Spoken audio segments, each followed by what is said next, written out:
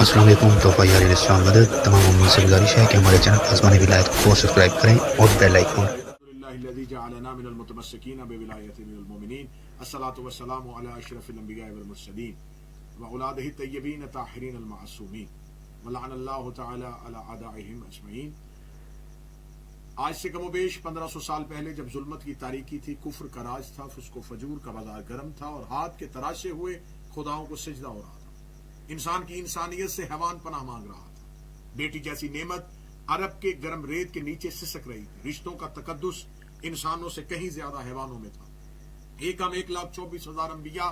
اپنی مدت مکمل کر چکے تھے، 3 آسمانی کتابیں زمین پہ نازل ہو چکی تھی، پھر ربیع الاول کی ایک ایسی سہانی شب آئی کہ جب مالک کون و مکان نے پھر اپنے ہی نور سے کائنات کو منور کر دیا، رحمت للعالمین کا تاج سر پہ پہنے ہوئے رئیس بطحا حضرت ابو طالب اور حضرت عبداللہ کی حویلی میں شہزادی آمنہ کی گود میں میرے نبی کا مقدس نور چمکا، ظلم کی سانسیں اکھڑ گئیں، جہالت لرز رہی تھی، یہ 1.25 لاکھ انبیاء کے سردار آ رہے تھے، یہ گلشن نبوت کی آخری اور مکمل پھول تھے، ابلیس اور اس کی طاقتیں اس سوچ میں گم تھی کہ شاید نبی بڑا ہے تو اب عذاب بھی بڑا آئے گا، شاید انتقام میں پروردگار کا وقت آن پہنچا، لیکن پھر کیا ہوا؟ لیکن جو آ رہے تھے ان کے سر پہ رحمت للمسلمین کا نہیں، رحمت للعالمین کا تاج تھا، لبوں پر دشمنوں کے لیے دعائیں تھیں، پتھر مارنے والوں کو معاف کیا جا رہا تھا، پاؤں کے تلوے کانٹوں کو گل کر رہے تھے، دراز ہوتی ہوئی زبانیں اب صلی اللہ پڑھ رہی تھیں، ارادہ قتل سے آنے والے کلمہ کا ورد کر کے صحابیت کے درجے پہ پہنچ رہے تھے، بتوں کے آگے گرنے والے ان کے قدموں کے نیچے سے گرنے والے ذروں کو اپنے سروں کا تاج بنا رہے تھے، انسانیت کی تعمیر نو ہو رہی تھی، علم کے زیور سے بوسیدہ پیشانیوں کو آراستہ کر دیا گیا تھا، حضرت ابو طالب کے گھر میں ہوئی اسلام کی پہلی دعوت اتنی مؤثر ہوئی کہ ہجرت کے بستر کی سلوٹوں سے اسلام کی تاریخ لکھتی ہوئی یثرب کو آباد کر رہی تھی، نہ کسی کے گھر پہ حملہ ہوا، نہ کسی کا سر کٹا، صدیوں سے دشمنی کی بھیڑ چڑھنے والے لوگ اب بھائی بھائی بن چکے تھے، ایک چھت کے نیچے اللہ کی عبادت ہو رہی تھی، کالا غلام گورے آقا کے پہلو میں بیٹھ کے زیارت مصطفی سے شرف یاب ہو رہا تھا، لیکن پھر کیا ہوا صاحبان؟ پھر یہ ہوا کہ لبادہ اسلام کو پہنے ہوئے افکار اسلامی کا کھوکھلا نعرہ لگا کر دشمنوں کے گلے کاٹنے لگے، ملکوں کو فتح کرنے کی لذت کو جہاد جیسی عبادت سے تعبیر کر دیا گیا، ذل سبحانی کا ٹائٹل لکھوانے کے شوق میں بھائی سے بھائی کو قتل کروا دیا، خون کے دریا بہنے لگے، انسانیت کے لہو کے گارے سے دیواریں تمین ہونے لگی، عزتیں غیر محفوظ ہو گئیں، قتل و غارت کا بازار گرم کر دیا گیا۔ جب یہ سب ہو رہا تھا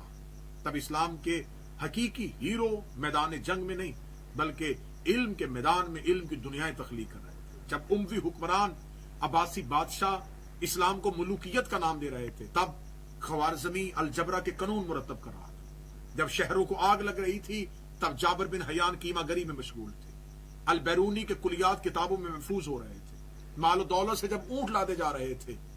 اس وقت معروف کرخی اپنی کرامات کے ساتھ مذہب کو پھیلا رہے تھے، ملا صدر نظریہ وجودیت دنیا کو دے رہے تھے، سید علی ہمدانی تبلیغ مذہب کے لیے نکل چکے تھے، عمر خیام کی ربائیاں کائنات کے تمام علوم کو اشعار میں بند کر رہی تھی، جب تلواریں بدن کاٹ رہی تھیں تب قلم ذہنوں کو جھکا رہی تھی، مسلم علماء میدان علم میں فتح کا جھنڈا گاڑ چکے تھے، یہود و نصارہ ان کی دہلیز پہ کاسا لے کر علم کی خیرات کے طلبگار تھے، بالآخر علم خیرات بنا کے تقسیم کر دیا گیا،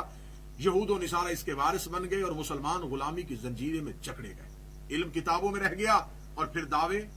کھوکھلے زبانوں پہ آ گئے، علم کے دعوے داروں نے جب کافر کو اتنا مضبوط کر دیا تو تب خون کے نشے نے کافر کا بدن تو نہیں کاٹا لیکن مسلمان کو کافر کہہ کے کاٹنا شروع کر دیا، آج مغرب سے ہمارے پاک رسول کی توہین ہو رہی ہے لیکن حکمران شہنشائیت کے نشے میں مگن،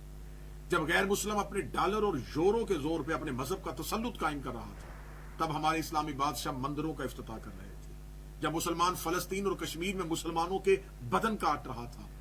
تب ہمارے عرب شہزادے صحراؤں میں قیمتی پرندوں کے شکار میں مصروف تھے، جب ہم اقتصادی اور معاشی لحاظ سے کمزور کر کے قرضوں میں دھنسا دیا تب ہماری غیرت ایمانی پر حملہ کیا گیا، لیکن اس کا جواب ہماری طرف سے کیا آیا؟ اپنے ملک کی دیواروں پہ سیاہی، سڑکوں پہ پتھر، ٹوٹی ہوئی گاڑیوں کے ٹوٹے ہوئے شیشے اور قرضوں کے مارے غریب کی دکان کو بند کروا کے ہم نے اپنے اور رسول کے ساتھ محبت کا عملی ثبوت زمانے کو دکھا دیا، ہم نے فرانسیسی صدر کو بتا دیا کہ ہم جلال میں آ کے اپنا ہی گھر جلا سکتے ہیں. ہم نے فرانس کی مصنوعات کا بائیکاٹ تو کر دیا لیکن اس جیسی مصنوعات بنانے والے دماغ پیدا نہیں کیے. ہم نے جرمن ماڈل BMW گاڑی میں بیٹھ کے فرانسیسی گھڑی کلائی میں باندھ کے پیرس کا پرفیوم لگا کے اپنے ہی لوگوں کو عزت رسالت میں بہت اچھے لیکچر سنا دیے. ڈنمارک کا اخبار ہو، ناروے کا پادری ہو یا پیرس کا ٹیچر، یہ سب کچھ کیوں ہو رہا ہے؟ وجہ جانیے. پچھلے چند سالوں سے مغرب کے وحشت زدہ ماحول میں پلنے والا نوجوان اسلام کو مضبوط قلعہ سمجھ کر اس کے دائرے میں داخل ہو رہا تھا. وہ اپنا قلبی اور ذہنی سکون قرآن کی تلاوت سے لے رہا تھا. قرآن اتنا مسلم ممالک میں تقسیم نہیں ہوا جتنا اس کا انگلش ترجمہ مغرب کے ممالک میں تقسیم ہو چکا تھا. جب یہود و نصارہ نے اپنے نوجوان کو یوں مسلمان ہوتے ہوئے دیکھا تو انہوں نے مسلمان کو مشتعل کر کے انہیں دکھایا یہ ہے اصل مسلمان. لیکن مجبوری یہ بن گئی، جب وہ ریسرچ کر رہے تھے تب وہ قرآن والا اسلام دیکھ رہے تھے لیکن ہم انہیں تاریخ والا اسلام دکھا رہے تھے. آئیے ذرا احتجاج کا طریقہ بدل کے دیکھتے ہیں. سڑکوں پہ نہیں، انٹرنیٹ پہ آئیے. 5th جنریشن کا دور ہے، ہائیبرڈ وار ہو رہی ہے. مسیحی نوجوانوں کو، یہودی طلبہ کو دعوت دیں، انہیں حقیقی اسلام کا چہرہ دکھائیں، انہیں علم والا اسلام سنائیں، انہیں اسلام کے حقیقی ہیروز کا کردار دکھائیں، انہیں بتائیں کہ ہر علم کی ابتدا مسلمانوں ہی سے ہوئی. اپنے آفس کے سویپر کو چائے کا کپ اس کے ہاتھ میں دے کے اسے ٹیبل پہ بٹھا کے اسے رسول کی سیرت سنائیے. پھر آپ دیکھیے گا کہ دور کیسے تبدیل ہوتا ہے. انہیں بتائیں کہ ہمارے پاس یزیدی سوچ والا اسلام نہیں، حسینی افکار والا اسلام ہے. ہم گردن کاٹ کے نہیں، گردنیں کٹوا کے حق منواتے ہیں. پھر فرانسیسی وزیر اعظم ہو، میکرون ہو، ٹرمپ ہو، مودی ہو یا پھر اسرائیلی وزیر اعظم، کوئی اپنی قوموں کو قبول اسلام سے نہیں روک سکے گا. کردار مصطفیٰ عام کر دیجئے، سیرت آل محمد کو عام کر دیجئے، پھر میں گارنٹی دیتا ہوں کہ ان کے بنائے ہوئے خاکے ہمیشہ کے لیے مٹ جائیں گے اور اسلام کا حقیقی خاکہ ہم دنیا کے سامنے رکھ دیں گے اور پھر دنیا مان جائے گی کہ اسلام ایک زندہ حقیقت ہے، اسلام ہی دین فطرت ہے اور اسلام ہی حق کا دین ہے. وما علینا الا البلاغ المبین. اسلام زندہ باد، پاکستان پائندہ باد.